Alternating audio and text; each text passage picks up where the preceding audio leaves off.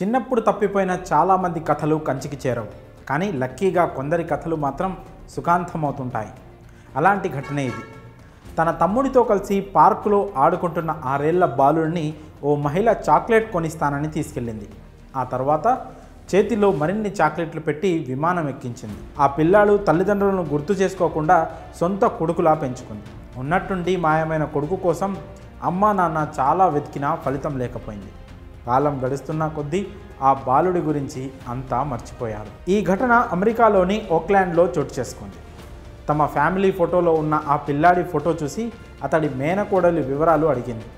ఆ విషయం తెలుసుకున్నాక చిన్నప్పుడు తప్పిపోయిన తన అంకుల్ను ఎలాగైనా తిరిగి కలుసుకోవాలని నిర్ణయించింది.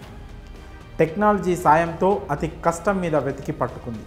తన పిల్లల సాయంతో వెళ్ళి 73 ఏళ్ల తర్వాత అంకుల్ను కలుసుకుంది. ఓక్లాండ్కు చెందిన లూయిస్ ఆర్మాండో అల్బినో 6 ఏళ్ల వయసులో అంటే 1951లో కిడ్నాప్కు గురయ్యారు. స్థానిక పార్కులో ఆడుకుంటుంటే ఓ మహిళ అతడిని తీసుకెళ్ళింది. ఆ తర్వాత ఆమె భర్తే లూయిస్కు తల్లిదండ్రులుగా మారారు. లూయిస్ వారి దగ్గరే పెరిగి పెద్దవాడయ్యాడు. తన సొంత కుటుంబ సభ్యుల గురించి మర్చిపోయాడు. ఇటు లూయిస్ పేరెంట్స్ కూడా కొడుకు కోసం చాలా కాలం వెతికి చివరికి లూయిస్ తల్లి 2005లో చనిపోయింది. చివరికి లూయిస్ మేనకోడలు ఈ మిస్టరీని తేల్చాలనుకుంది. లూయిస్ సోదరుడి ద్వారా కిడ్నాప్ జరిగిన తీరును తెలుసుకొని ఆ మహిళ ఆనవాళ్లతో ఆన్లైన్లో వెతికింది. తన అంకుల్ పోలికలున్న చాలామందికి DNA టెస్టులు చేయించింది.